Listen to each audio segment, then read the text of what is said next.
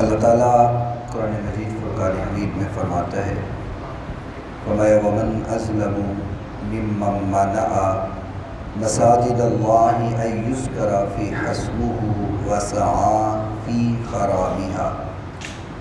فرمایا اس انسان سے بڑھ کر ظالم انسان کون ہو سکتا ہے جو اللہ کی مسجدوں میں آنے سے روکے، منع کرے اور اس بات سے منع کرے کہ تم اس میں اللہ کا ذکر نہ کرو،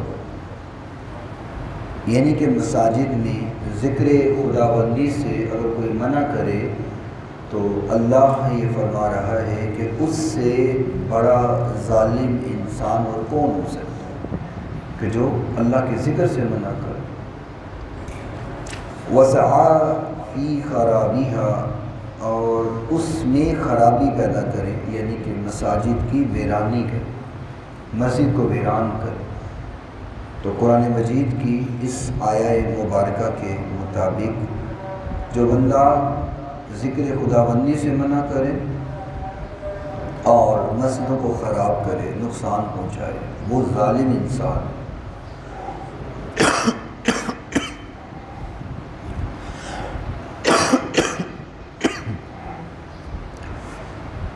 یہ آیہ مبارکہ اس وقت نزول ہوئی، اس کے مختلف اقوال ہیں۔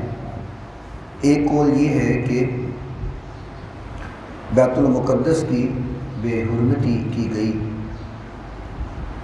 روم کے عیسائیوں نے یہودیوں پر حملہ کیا اور ان کے جو جنگجو تھے، ان کے لڑاکے، ان کو انہوں نے قتل کر دیا۔ روم کے عیسائی بیت المقدس پہ انہوں نے حملہ کر کے اور جو ان کے جنگجو تھے ان کو قتل کر دیا اور ان کے بیوی بچوں کو قیدی بنا لیا، اور مسجد اقصیٰ میں بیت المقدس میں انہوں نے نجاستیں ڈالی، وہاں پہ سور کو ذبح کیا، اور یعنی کہ اس قدر انہوں نے بیت المقدس کی بے حرمتی کی۔ اور آج وہی کام یہودی کر رہے ہیں کہ بیت المقدس کے اندر فائرنگ کی جا رہی ہے، وہاں پہ لوگوں کو نماز پڑھنے کی اجازت نہیں ہے۔ تو جو کام عیسائیوں نے کیا یہودیوں کے ساتھ مخالفت کرتے ہوئے، آج وہی کام یہودی کر رہے ہیں مسلمانوں کے ساتھ مخالفت کرتے ہوئے۔ تو انہوں نے مسجد کو ویران کر دیا، اور یہ ویرانی حضرت سیدنا عمر فاروق رضی اللہ تعالی عنہ کے دور خلافت تک رہی۔ مسجد کو آباد نہیں کرنے دیا عیسائی۔ پھر حضرت سیدنا عمر فاروق رضی اللہ تعالی عنہ نے جب عہد سنبھالا تو تب پھر انہوں نے عیسائیوں سے بیت المقدس کو پاک کیا۔ اور دوسرا قول یہ ہے کہ جب مشرکین مکہ نے حضور نبی کریم صلی اللہ علیہ وسلم کو خانہ کعبہ میں نماز پڑھنے سے روکا اور صلح حدیبیہ کے وقت نماز و حج سے منع کر دیا گیا، تو ایک قول ہے کہ اس آیہ مبارکہ کا شان نزول یہ جب حضور کو حج نہیں کرنے دیا گیا تو یہ شان نزول ہے، اور ایک قول کے مطابق جو بیت المقدس پہ عیسائیوں نے حملہ کیا اس کے بارے میں یہ آیہ مبارکہ نازل ہوئی کہ اس سے بڑھ کر ظالم انسان کون ہو سکتا ہے جو اللہ کی مسجدوں میں سے ذکر کرنے سے روکیں اور مسجدوں کو خراب کریں۔ اولئک ما کان لہم ان یدخلوها الا خائفین، فرمایا یہی وہ لوگ ہیں جو مسجدوں میں جائیں لیکن ڈرتے ہوئے، اللہ کا خوف کھاتے ہوئے مسجدوں میں جائیں۔ لہم فی الدنیا خزی ولہم فی الآخرۃ عذاب عظیم، فرمایا ان کے لیے دنیا میں بھی رسوائی ہے اور آخرت میں اللہ نے ان کے لیے بہت بڑا عذاب رکھا ہوا ہے۔ دنیا میں بھی ذلیل ہوں گے اور یہ آخرت میں بھی ذلیل ہوں گے۔ ذلت و خواری دنیا و آخرت میں اللہ تعالیٰ نے ان کا مقدر بنا دیا ہے، جو مسجدوں میں خرابی پیدا کرے، فتنہ فساد پیدا کرے، مسجدوں میں لڑائی جھگڑے کرے اور اس میں ذکر کرنے والوں کو روکے۔ اب اذان ہے تو یہ بھی اللہ کا ذکر ہے، نماز ہے تو یہ بھی اللہ کا ذکر ہے، قرآن پڑھا جا رہا ہے تو یہ بھی اللہ کا ذکر ہے، حضور کی نعت پڑھی جا رہی ہے تو یہ حضور کا ذکر ہے۔ تو کسی معنوں میں بھی ذکر خدا یا ذکر مصطفیٰ سے اگر کوئی مسجد میں روکے تو قرآن کہتا ہے وہ ظالم انسان ہے۔ تو مسجدوں کو بے آباد اور ویران نہیں کرنا چاہیے، بلکہ مسجدوں کو آباد کرنا چاہیے، کیونکہ جو شخص مسجد کو برباد کرتا ہے، ویران کرتا ہے، یہ پہلے بھی میں حدیث بیان کر چکا ہوں کہ مسجد اس کے لیے بد دعا کرتی ہے، اللہ اس نے مجھے ویران کیا ہے، تو اس کے گھر کو ویران کر دے۔ اور آپ کیا سمجھتے ہیں کہ مسجد کسی کے لیے بد دعا کرے گی اور اللہ اس کو پوری نہیں کرے گا؟ مسجد اگر بد دعا کرے گی تو ویرانی پھیلائے گی۔ آج یہی وجہ ہے ہمارے گھروں میں خوشحالیاں نہیں ہیں، ہم لاکھوں کمائیں، کروڑوں کمائیں، لیکن خوشحالی نہیں آتی، چونکہ مسجد کو ہم نے بے آباد کیا ہوا ہے۔ بازار ہمارے آباد ہیں، آپ عید کے دنوں میں دیکھیں بازاروں میں رش اتنا ہے کہ جگہ نہیں مل رہی، اور مسجدیں خالی ہیں۔ رمضان کے شروع 1-2 دن رونق ہوئی ہے، لیکن آہستہ آہستہ وہ صفیں اب کم ہوتی نظر آ رہی ہیں۔ اور جو مسجد کو آباد کرتا ہے پھر مسجد اس کے لیے دعا کرتی ہے، یا رب العالمین اس نے مجھے آباد کیا ہے، تو اس کے گھر کو آباد کر۔ تو جس کے لیے مسجد دعا کرے پھر برکتوں اور رحمتوں کا نزول تو اس پر ہوگا۔ وَلِلَّهِ الْمَشْرِقُ وَالْمَغْرِبُ، تو اللہ کے لیے ہے مشرق بھی اور مغرب بھی۔ فَأَيْنَمَا تُوَلُّوا فَثَمَّ وَجْهُ اللَّهِ، تو تم جدھر منہ کرو گے تم اللہ کو ادھر ہی پاؤ گے، جس سائڈ پہ تم منہ کرو گے اللہ کی رحمتوں کو تم ادھر پاؤ گے، اللہ تمہاری طرف متوجہ رہے گا۔ ان اللہ واسع علیم، بے شک اللہ وسعت والا اور علم والا ہے۔ ایک مرتبہ صحابہ کرام رضوان اللہ علیہم اجمعین، تاریک رات تھی، اندھیرا تھا، تو سفر میں تھے، تو نماز کا وقت ہوا تو قبلے کی سمت معلوم نہ کر سکے، چونکہ اب تو دیگر آلات ہیں کہ بندہ قبلہ ڈھونڈ لیتا ہے کس سائڈ پر ہے، تب ایسا نہیں تھا۔ تب یا تو چاند کو دیکھ کے اندازہ لگایا جاتا قبلے کا، یا ستاروں کو دیکھ کر کے اندازہ لگایا جاتا۔ تو اندھیری رات تھی، اب نہ چاند ہے نہ ہی ستارے ہیں، تو کچھ نظر نہیں آ رہا، تو انہوں نے نماز پڑھ لی۔ اب انداز یہ رہا کہ کسی نے ادھر منہ کر لیا، کسی نے ادھر منہ کر لیا، کسی نے ادھر کر لیا، کہ جدھر جس کا من چاہا کہ ادھر کعبہ ہو سکتا ہے، ادھر ہو سکتا ہے، ادھر ہو سکتا ہے، قبلہ ادھر ہو سکتا ہے، تو جیسے ان کا دل چاہا انہوں نے نماز ادا کر لی۔ صبح ہوئی تو حضور نبی کریم صلی اللہ علیہ وسلم کی بارگاہ میں تشریف لائے اور رات والا سارا ماجرا بیان کیا کہ حضور اس طرح ہمیں قبلے کی سمت کا نہیں پتہ تھا، تو جدھر جس کا دل چاہا اس نے نماز پڑھ لی۔ تو اس پر جامع ترمذی کی یہ آیت پہ نازل ہوئی کہ فَأَيْنَمَا تُوَلُّوا، جدھر تم کرو گے اپنا منہ فَثَمَّ وَجْهُ اللَّهِ، تو اللہ کو تم ادھر ہی پا لو گے جدھر تم اپنا رخ کرو۔ اور دوسرا قول ہے حضرت عبداللہ بن عمر رضی اللہ تعالیٰ عنہ فرماتے ہیں کہ یہ جو آیہ مبارکہ ہے یہ اس بندے کے لیے نازل ہوئی ہے جو سفر میں ہو اور وہ سواری پہ نماز پڑھنا چاہتا ہو، کہ سواری چل رہی ہے، گاڑی چل رہی ہے اور اس نے گاڑی پر نماز ادا کرنی ہے، تو یہ پھر اس کے لیے آیہ مبارکہ ہے کہ تم گاڑی چلتی پر نماز پڑھ لو، جدھر منہ کرو گے ادھر ہی اللہ ہے، اللہ کی رحمت ادھر ہی ہے۔ اور تیسرا جو قول ہے اس آیہ مبارکہ کے بارے میں کہ جب خانہ کعبہ کو قبلہ بنایا گیا تو یہودیوں نے مسلمانوں پر اعتراض کیا کہ یہ کیا بات ہوئی، پہلے تم بیت المقدس کی طرف منہ کر کے نماز پڑھتے تھے، اب تم نے کعبۃ اللہ کی طرف منہ کر لیا، تو یہ کیا تمہارا طریقہ ہے؟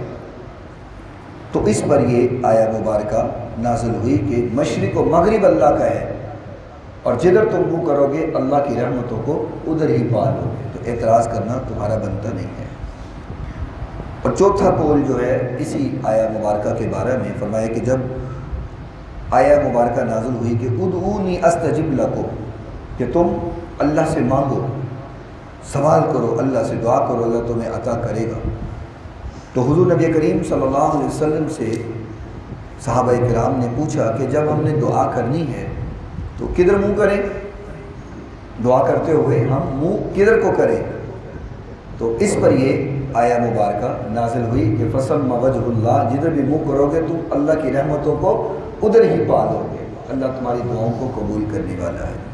تو یہ اقوال ہے اس آیہ مبارکہ کے بارے میں کہ جدھر تم منہ کر کے اللہ کو پکارو اور دعا کرو تم اللہ کو ادھر پالو گے۔ لیکن اس کا یہ مطلب نہیں ہے کہ ہم عام حالات میں بھی ہمیں پتہ ہے قبلے کی سمت کدھر ہے تو ہم پھر ادھر ادھر منہ کر لیں، نہیں، وہاں نہیں، وہاں تو قبلہ رخ ہو کر ہی نماز ادا ہوگی۔ نہیں پتہ، اندھیری رات ہے، سواری پر ہے، اندازہ نہیں ہے اور کوئی بتانے والا نہیں ہے، تو پھر آپ جدھر آپ کا غالب گمان ہو کہ ادھر ہو سکتا ہے یا ادھر ہو سکتا ہے یا ادھر ہو سکتا ہے، تو پھر آپ نماز ادا کر سکتے ہیں۔ پھر یہ آیہ مبارکہ اس کی دلیل ہے کہ فَسَمَّ وَجْهُ اللَّهِ، جدھر تم منہ کرو گے اللہ کی رحمتوں کو ادھر تم پالو گے۔ وَقَالُوا اتَّخَذَ اللَّهُ وَلَدًا، تو وہ یہودی چونکہ کہتے تھے کہ حضرت عزیر علیہ السلام جو ہیں وہ اللہ کے بیٹے ہیں، اور عیسائی حضرت عیسیٰ علیہ السلام کو کہتے تھے کہ یہ اللہ کے بیٹے ہیں۔ اور ایک اور مقام پہ اللہ تعالیٰ نے فرمایا کہ وَقَالَتِ الْيَهُودُ عُزَيْرٌ ابْنُ اللَّهِ وَقَالَتِ النَّصَارَى مَسِيحُ ابْنُ اللَّهِ، کہ یہودی کہتے ہیں کہ عزیر علیہ السلام اللہ کے بیٹے ہیں، اور عیسائی کہتے ہیں کہ عیسیٰ علیہ السلام اللہ کے بیٹے ہیں۔ اور جب کہ مشرکین نے ایک نئی عجیب ہی بات بنا لی، وہ عزیر علیہ السلام کو اور وہ عیسیٰ علیہ السلام کو، اور عرب کے مشرکین نے کہا کہ یہ جو فرشتے ہیں یہ خدا کی بیٹیاں ہیں۔ عجیب مت کرتے، یعنی کہ شرک انسان کی مت کو مار دیتا ہے، پھر اس کو سمجھ نہیں آتی کہ حقیقت کیا ہے، حق کیا ہے، باطل کیا ہے، سچ کیا ہے، جھوٹ کیا ہے۔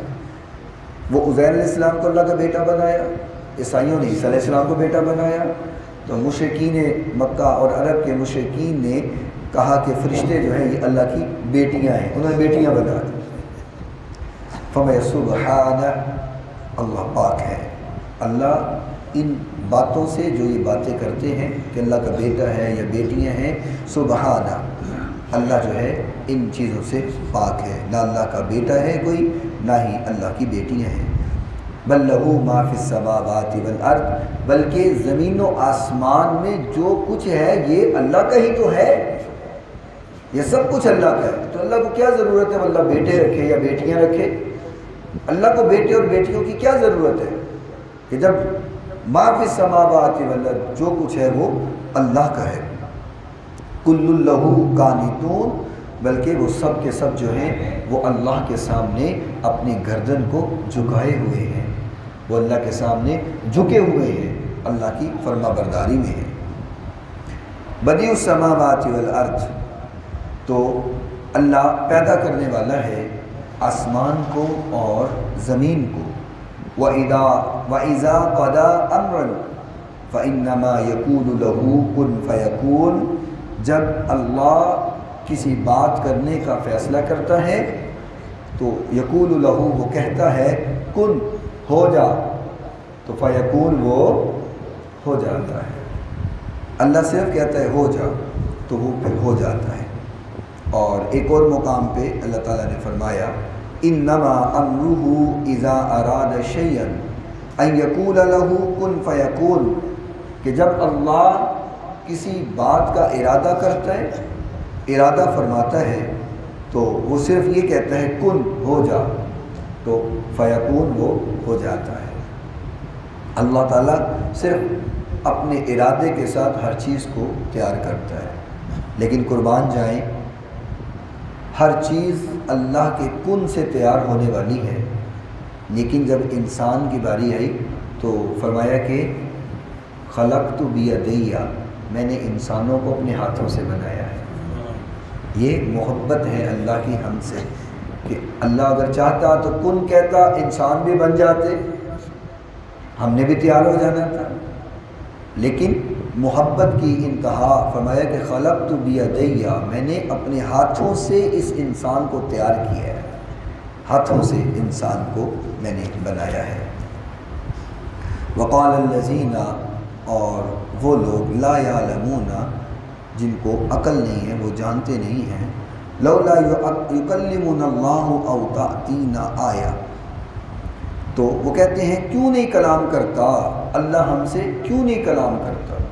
پچھلے سبق میں بھی آپ نے سنا تھا، یہودیوں نے کہا تھا کہ اللہ ہم سے بات کرے یا ہمارے سامنے آئے، فرشتے ہمارے سامنے آئے، تو یہاں پہ پھر وہ اپنی بیوقوفی جو ہے وہ جھاڑ رہے ہیں کہ لولا یکلمنا اللہ او تأتینا آیہ، کہ اللہ ہم سے کلام کیوں نہیں کرتا، یا ہمیں کوئی نشانی دے، ہمیں نشانی ملے۔ فَمَا كَذَلِكَ قَالَ الَّذِينَ مِن قَبْلِهِمْ مِثْلَ قَوْلِهِمْ، یہ تو ویسی ہی بات کر رہے ہیں اسی طرح کی جو اس سے پہلے لوگ کرتے رہے ہیں، وہ بھی ایسی باتیں کرتے تھے۔ تشابہت قلوبہم، یہ تو ان سے ملتی جلتی باتیں ہیں۔ قد بینا الآیات لقوم یوقنون، لیکن بے شک ہم نشانیاں کھول کھول کر کے دیتے ہیں، کھول کھول کر کے نشانیاں بیان کرتے ہیں۔ لقوم یوقنون، لیکن یہ ان کے لیے ہے جو یقین رکھتے ہیں۔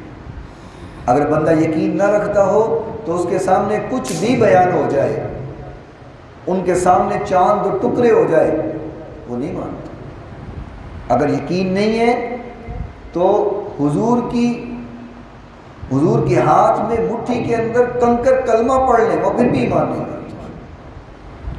ان کے سامنے درخت چل کر کے آ جائیں، وہ پھر بھی ایمان نہیں لاتا۔ تو جو یقین کرنے والے ہیں ان کو کوئی نشانی نہ بھی دکھائی جائے، ان کے سامنے کوئی معجزہ نہ بھی آئے، صرف حضور فرما دیں تو وہ اس کو تسلیم کر لیتے ہیں۔ تو اللہ یہی فرما رہا ہے کہ یہ کھلی نشانیاں ہماری موجود ہیں، لیکن یہ یقین کرنے والوں کے لیے، جو یقین نہیں کرتا اس کو نظر نہیں آئے گا۔ تو جو یقین کرنے والا ہے اس کے سامنے پھر کھلی نشانیاں موجود ہیں۔ انا ارسلناک بالحق بشیر و نذیرا، فرمایا بے شک ہم نے آپ کو حق دے کر بھیجا ہے، بشیر و نذیرا، اور خوشخبری دینے والا اور ڈرانے والا بنا کے آپ کو بھیجا ہے۔ خوشخبری کہ اگر کوئی نیک اعمال کرے گا، اللہ کی رضا کے مطابق زندگی گزارے گا اور اللہ کے حکم کے مطابق زندگی گزارے گا تو پھر اس کے لیے جنت کی بشارت ہے۔ اور پہلی قوموں کی طرح اگر نافرمانی کرتے جائیں گے، اللہ کے احکام کو چھوڑتے جائیں گے، حکم عدولی کرتے جائیں گے، تو پھر ان کے لیے جہنم کا ڈراوا بھی موجود ہے۔ وَلَا تُسْأَلُوا عَنْ أَصْحَابِ الْجَحِيمِ، فرمایا کہ اور تم سے دوزخ والوں کا سوال نہیں ہوگا، تم سے نہیں پوچھا جائے گا کہ یہ جو جہنم میں گئے ہیں یہ کیوں گئے ہیں، یہ جہنمی کیوں ہوئے ہیں، تم سے اس کے بارے میں سوال نہیں ہوگا۔ وَلَن تَرْضَىٰ عَنْكَ الْيَهُودُ وَلَا النَّصَارَىٰ حَتَّىٰ تَتَّبِعَ مِلَّتَهُمْ، فرمایا کہ یہ یہودی اور عیسائی جو ہیں یہ تم پر کبھی راضی نہیں ہوں گے، تم ان کے ساتھ جتنی بھی بھلائی کرو، ان کے ساتھ کتنا بھی اچھا سلوک کرو، ان کے ساتھ کتنی ہی دوستی کیوں نہ کرو، وَلَن تَرْضَىٰ، یہ ہرگز تم سے راضی نہیں ہوں گے، یہود و نصارہ دونوں، حتیٰ تتبع ملتہم، حتیٰ کہ تم ان کی پیروی کرو، ان کی جو گفتگو ہے، ان کی باتیں ہیں، اس کو تسلیم کر لو، یعنی کہ یا تو یہودی ہو جاؤ یا عیسائی ہو جاؤ، مرتد ہو جاؤ، اسلام کو چھوڑ دو تو پھر راضی ہیں۔ اور اگر تم یہودی یا عیسائی نہیں ہوتے تو ان سے جتنی بھی دوستی کرو تو وَلَن تَرْضَىٰ، یہ تم سے کبھی بھی راضی نہیں ہوں گے، تم سے خوش نہیں ہوں گے۔ قُلْ إِنَّ هُدَى اللَّهِ هُوَ الْهُدَىٰ، تو میرے محبوب ان سے کہہ دیجئے اللہ ہی کی ہدایت ہے اور وہ جس کو چاہتا ہے ہدایت عطا فرما دیتا ہے۔ وَلَئِنِ اتَّبَعْتَ أَهْوَاءَهُمْ بَعْدَ الَّذِي جَاءَكَ مِنَ الْعِلْمِ، فرمایا اگر تو ان کی خواہشوں پر پیرو ہوا یا ان کی باتوں کو مان لیا، یہود و نصارہ کی باتوں میں آ گئے، بعد الذی جاءک من العلم، اس کے بعد کہ تمہیں علم ہو چکا ہے، علم آ چکا ہے، حقیقت جان چکے ہو، ہر ایک چیز تمہارے سامنے کھل گئی ہے۔ تو ما لک من اللہ من ولی ولا نصیر، تو اللہ سے تیرا کوئی بچانے والا نہیں، اللہ کی پکڑ پھر آ جائے گی اور پھر تجھے کوئی نہیں بچائے گا۔ ولا نصیر، اور نہ تمہاری کوئی مدد کرے گا، نہ تمہارا کوئی دوست ہوگا۔ الذین آتیناہم الکتاب یتلونہ حق تلاوتہ، جنہیں ہم نے کتاب دی وہ جیسی چاہیں اس کی تلاوت کرتے ہیں۔ جن کو قرآن عطا ہوا ہے وہ فرمایا کہ اس کی تلاوت کرتے ہیں، حق کا تلاوتی، تلاوت کا حق ادا کرتے ہیں۔ اولئک یؤمنون بہ، فرمایا یہی وہ لوگ ہیں جو ایمان والے ہیں۔ ومن یکفر بہ فاولئک هم الخاسرون، اور جو انکار کرنے والے ہیں، جو منکرین میں سے ہیں، فرمایا فاولئک هم الخاسرون، یہی وہ لوگ ہیں جو خسارہ پانے والے ہیں۔ اب یہاں پہ قرآن کی تلاوت کی بات ہو رہی ہے، تو باتیں دو ہیں کہ جو تلاوت کرتا ہے اور تلاوت کرنے کا حق ادا کرتا ہے۔ فرمایا اولئک یؤمنون بہ، یہی جو لوگ ہیں یہ ایمان والے ہیں۔ اور جو انکار کرتے ہیں، مطلب جو قرآن نہیں پڑھتا، قرآن کی تلاوت نہیں کرتا، گویا وہ ایسے ہی ہے جیسے وہ قرآن کا انکار کرتا ہے۔ یہ 121 نمبر آیہ مبارکہ میں اللہ فرما رہا ہے کہ جو قرآن پڑھتا ہے، تلاوت کرتا ہے، یہی لوگ ایمان والے ہیں۔ وَمَن یکفر بہ، جو انکار کرتا ہے، جو تلاوت نہیں کرتا، تو اس کا مطلب ہے وہ قرآن کا انکار کرتا ہے۔ فَأُولَئِكَ هُمُ الْخَاسِرُونَ، اور یہ جو لوگ ہیں خسارہ پانے والے ہیں۔ حضرت عبداللہ بن عباس رضی اللہ تعالیٰ عنہ فرماتے ہیں، یہ آیت ان لوگوں کے متعلق نازل ہوئی ہے کہ جو حضرت جعفر بن ابی طالب رضی اللہ تعالیٰ عنہ کے ساتھ بارگاہ رسالت میں حاضر ہوئے، اور ان کی تعداد تقریباً 40 تھی۔ 40 کی تعداد میں یہ لوگ جو ہیں حضرت جعفر کے ساتھ حضور نبی کریم صلی اللہ علیہ وسلم کی بارگاہ میں آئے۔ 32 اہل حبشہ اور 8 جو ہیں وہ شامی راہب تھے۔ راہب کہتے ہیں جیسے آج ہمارے علماء ہیں، اہل علم ہیں، تو ان کے جو بڑے ہوتے تھے ان کو راہب کہا جاتا تھا۔ تو 8 جو ہے وہ شام کے راہب تھے۔ تو ان کی بحیرہ راہب بھی تھے، ان کے اندر جو ہے بحیرہ راہب بھی تھے، اور انہوں نے بچپن میں سفر شام میں نبی کریم صلی اللہ علیہ وسلم کو پہچانا تھا۔ جب حضور شام پر گئے تھے تو انہوں نے تبھی پہچان لیا تھا کہ یہ تو وہی نبی ہے جن کا ہمارے تورات میں یا انجیل کے اندر ذکر ہوا ہے، اور وہ ساری نشانیاں جو ہم نے پڑھی ہیں وہ ان کے اندر موجود ہیں۔ تو وہ حضور کی بارگاہ میں جب آئے تو تب یہ آیہ مبارکہ جو ہے وہ نازل ہوئی۔ قرآن مجید فرقان حمید پڑھنے کے کچھ آداب جو اللہ تعالیٰ نے اور حضور نبی کریم صلی اللہ علیہ وسلم نے جو متعین آپ کے عمل سے ہوئے ہیں یا محدثین اور مفسرین نے متعین کیے ہیں۔ قرآن مجید کی ظاہری جو آداب ہیں اس کو تقریباً 6 حصوں میں تقسیم کیا گیا ہے۔ پہلا ادب قرآن مجید کا یہ ہے کہ جب بھی قرآن مجید کو پڑھا جائے تو باوضو ہو کر کے اس کو پکڑا جائے، یہ ادب ہے۔ آج ہمارے اس معاشرے میں کچھ لوگ ایسے بھی ہیں، موجود ابھی بھی ہیں، جو کہتے ہیں کوئی ضرورت نہیں قرآن نو پڑھنے واسطے، وضو کی ضرورت کوئی نہیں، وضو واسطے بس نماز پڑھنی ہے تو وضو کرو، کوئی نہیں قرآن بندہ پڑھ سکتا ہے، قرآن نو پڑھ بھی سکتا ہے، یہ علل اعلان وہ لوگ کہتے ہیں۔ لیکن ادب جو ہے ظاہری وہ یہ ہے کہ پہلے وضو کیا جائے، اور دوسرا ادب یہ ہے کہ جب بھی قرآن کی تلاوت کی جائے تو قبلہ رخ ہو کر کے آپ بیٹھ جائیں، ہمتن گوش ہو کر کے آپ اس کی تلاوت کریں، اور بڑی عاجزی اور انکساری کے ساتھ جو ہے قرآن کی تلاوت کرنی ہے۔ اور دوسرا ادب اس کا یہ ہے کہ اس کو بڑے آہستہ سے پڑھیں، بڑے دھیمے لہجے میں، سپیڈ مارنے کی نان سٹاپ کراچی ٹائم جو سپیڈ ہے وہ نہیں ہونی چاہیے قرآن پڑھتے ہوئے۔ اتنی تیز بندہ جب قرآن پڑھتا ہے تو پھر غلطیوں کا امکان بہت زیادہ ہوتا ہے، تو بڑے آہستہ سے تلاوت کرے، جلد بازی نہیں ہونی چاہیے۔ تیسرا ادب یہ ہے کہ دوران تلاوت جب اللہ کے عذاب کا ذکر آئے، سختیوں کا ذکر آئے، تو انسان کو چاہیے کہ وہ اپنی آنکھوں سے آنسو بہائے، وہ روئے۔ یہ بھی ایک قرآن کا ادب ہے کہ کہ اللہ کے عذاب کی ذکر اور سختی کے ذکر پر انسان آنسو بہائے اور توبہ کرے۔ اگر دیگر قوموں کے عذاب کا ذکر ہو رہا ہے تو انسان رو کر کے توبہ کرے کہ یا رب العالمین ان پر عذاب آیا ہے تو تو ہم پر بھی عذاب دینے پر قادر ہے، تو ہمیں اپنے عذاب سے محفوظ فرما۔ تو دوران تلاوت انسان کو رونا چاہیے، اور اگر رونا نہ آئے تو پھر کم از کم انسان کو رونے والی شکل ہی بنا لینی چاہیے۔ اللہ اس کو بھی پسند کر لیتا ہے، اتنا اللہ غفور و رحیم ہے، اتنا مہربان ہے۔ انسان نہ بھی روئے، رونے والی شکل بنا لے، اللہ کو پھر بھی پسند آ جاتا ہے۔ اور چوتھا ادب یہ ہے کہ ہر آیت کی تلاوت کا حق بجا لائے، یعنی کہ کوشش کرے کہ ہم اس تلاوت کا حق ادا کریں۔ اور اگر قرات سے ریاکاری کا اندیشہ ہو یا کسی کی نماز میں خلل پڑتا ہو تو پھر آہستہ تلاوت کرے، آواز کو آہستہ کر لے کہ دل میں یہ خیال نہ آ جائے کہ سننے والا کہہ رہا ہوگا کہ کیا خوبصورت تلاوت کر رہا ہے، کیا باکمال تلاوت کر رہا ہے۔ تو اگر یہ ریاکاری آ جائے تو پھر اس کو چاہیے کہ آہستہ آواز میں تلاوت کرے، ریاکاری نہیں آنی چاہیے۔ ریاکاری والا عمل قابل قبول نہیں ہوتا۔ یا کوئی نماز پڑھ رہا ہے تو پھر اس کی نماز کا احتیاط کر لے، خیال کر لے۔ جہاں تک ممکن ہو قرآن پاک کو خوش الحانی کے ساتھ پڑھنا چاہیے، خوبصورت آواز میں پڑھنا چاہیے۔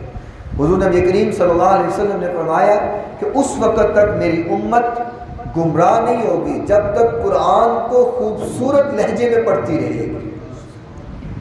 اور مجھے واقعہ یاد آیا، ایک مرتبہ حضور نبی کریم صلی اللہ علیہ وسلم اپنے حجرہ میں تھے تو آپ نے امامہ شریف کھولا ہوا تھا، آپ اپنے حجرہ میں تشریف فرما تھے۔ تو مسجد میں ایک بڑے خوبصورت قاری تھے جن کا نام حضرت سالم رضی اللہ تعالی عنہ تھا، اور وہ اتنا پیارا قرآن پڑھتے تھے کہ صحابہ کرام ان کے پڑھنے پر رشک کیا کرتے تھے، اتنا پیارا قرآن پڑھتے تھے۔ ایک مرتبہ مسجد میں تلاوت کر رہے تھے تو ان کی تلاوت کی آواز حضور نبی کریم صلی اللہ علیہ وسلم کی سماعتوں تک پہنچی، اور اس قرآن کے پڑھنے نے حضور پر اتنا اثر کیا کہ حضور جلدی سے اٹھے اور اپنے امامہ شریف کو یوں باندھتے جلدی سے مسجد کی طرف جانے لگے، یعنی کہ اس آواز نے اتنا سرور پیدا کیا۔ آپ اندازہ لگائیں کہ کتنا پیارا حضرت سالم نے قرآن پڑھا ہوگا کہ جس پر قرآن اترا ہے قرآن اس پر اتنا اثر کر گیا ہے، کتنا پیارا قرآن پڑھا ہوگا۔ حالانکہ حضور کا مقابلہ کوئی نہیں۔ ایک مرتبہ ایک صحابی فرماتے ہیں کہ حضور نے سورہ 3 کی تلاوت کی اور میں نے حضور سے وہ تلاوت سنی، تو فرماتے ہیں کہ آج تک اس تلاوت سننے کا نشہ میرے دماغ میں پھیلا ہوا ہے، ایسی حضور نے تلاوت کی۔ تو پھر حضور آپ پر نازل ہوا، پر حضور کیسی تلاوت فرماتے ہوں گے، اور حضرت سالم نے کیسی تلاوت کی ہوگی کہ جس کا اثر حضور کے دماغ پر ہو گیا۔ اما جان عائشہ فرماتی ہیں کہ حضور جلدی سے گئے کہ آپ کو اتنی بھی ہوش نہ رہی کہ میں اپنا امامہ شریف باندھ لوں، وہ زمین پر یوں رگڑتا ہوا جا رہا ہے اور حضور اس کو باندھنے کی کوشش کر رہے ہیں، اور باندھتے جلدی جا رہے ہیں، اور مسجد میں آپ تشریف لے کر کے گئے اور فرمایا واہ سبحان اللہ، یا رب العالمین تیرا شکر ہے کہ تو نے میری امت میں اتنا پیارا قرآن پڑھنے والے قاری پیدا فرمائے ہیں۔ تو یہ بھی ادب کا تقاضا ہے کہ انسان کو چاہیے جس حد تک وہ کوشش کرے قرآن کو خوبصورت پڑھ کر کے پڑھنے کی وہ کوشش کرتا ہے، قرآن کو اچھے لہجے میں پڑھے۔ اور کچھ باطنی آداب ہیں، یہ 6 ادب میں نے جو ظاہری ہیں وہ بتائے ہیں، کچھ باطنی آداب ہیں قرآن مجید فرقان حمید کی تلاوت کے۔ پہلا ادب جو باطنی ہے وہ یہ ہے قرآن مجید کی عظمت کو دل میں بٹھا لیں۔ یہ نہیں ہے کہ بس رٹا لگایا ہوا ہے اور لفظ با لفظ پڑھے جا رہا ہے اور اس کو پتہ ہی نہیں ہے کہ قرآن کی اہمیت کیا ہے، قرآن کا مقام کیا ہے، قرآن کی عظمت کیا ہے، اس کے دل میں وہ اثر نہ کر رہی ہو، لیکن صرف لفظ و لفظی پڑھ رہا ہو، تو ایسی تلاوت کا فائدہ نہیں ہے۔ کم از کم انسان ایسی تلاوت کرے کہ اس کی تلاوت کا اثر اس کے دل پر ظاہر ہو۔ اور دوسرا ادب یہ ہے کہ قرآن مجید پڑھنے سے پہلے اللہ تعالیٰ کی عظمت دل میں بٹھائے اور خیال کرے کہ یہ کس عظیم ذات کا کلام ہے، یہ کوئی عام کتاب نہیں ہے، یہ کوئی عام کلام نہیں ہے، یہ اس کو پتہ ہونا چاہیے کہ جس قدر عظیم ذات نے اس قرآن کو نازل کیا ہے اور جس قدر عظیم ذات پر یہ قرآن نازل ہوا ہے، اسی قدر یہ قرآن خود بھی بہت عظیم کتاب ہے۔ یہ دل کے اندر بات ہونی چاہیے۔ اور تیسرا ادب یہ ہے کہ قرآن کریم کی تلاوت کرتے وقت دل کو حاضر رکھے۔ یہ نہیں ہے کہ ہم ہیں یہاں، دل ہے مدینے میں، قرآن پڑھا جا رہا ہے پر پتہ کوئی نہیں کیا پڑھ رہے ہیں۔ اپنے دل کو ادھر حاضر ہونا چاہیے، ادھر ادھر کا خیال دل میں نہ ہو، اور ہر حکم کو اور اس کے معنی کو غور و فکر کرے اور سمجھ کر اس کو پڑھے۔ جس طرح آیات کا مضمون تبدیل ہوتا رہے، اس طرح مضمون کے مطابق دل کی کیفیت بھی بدلتی رہے، تو پھر قرآن پڑھنے کی چس آتی ہے، مزہ آتا ہے۔ قرآن مجید کی تلاوت اس طرح کرے کہ گویا یہ قرآن اللہ تعالیٰ کی بارگاہ سے سن رہا ہے۔ اب یہ کیفیت بنانا تو بہت مشکل ہے، لیکن بن جائے تو پھر قرآن پڑھنے کا لطف بڑا آئے گا کہ میں اللہ سے باتیں کر رہا ہوں۔ کیونکہ فرمایا نا کہ اگر تم چاہتے ہو کہ اللہ سے ملاقات کرے تو پھر نماز پڑھا کرو، تو اگر تم چاہتے ہو کہ اللہ تمہارے ساتھ باتیں کرے تو فرمایا پھر قرآن پڑھا کرو۔ وَتِلْكَ الْأَمْثَالُ نَضْرِبُهَا لِلنَّاسِ، فرمایا کہ اللہ اس قرآن میں تمہارے لیے مثالیں بیان کرتا ہے، پچھلے لوگوں کی مثالیں بیان تمہارے سامنے ہوتی ہیں۔ تو یہ آداب قرآن مجید فرقان حمید کے جو بیان ہوئے تفسیر کے اندر، اور سورہ کی آیت نمبر 121 تک ہم نے آج کا سبق پڑھا ہے۔ کل انشاءاللہ 122 سے سبق کو شروع کریں گے۔ اللہ مجھے اور آپ کو قرآن مجید فرقان حمید کو سمجھنے کی توفیق عطا فرمائے۔ وآخر دعوانا ان الحمدللہ رب العالمین۔ آمین۔ الحمدللہ۔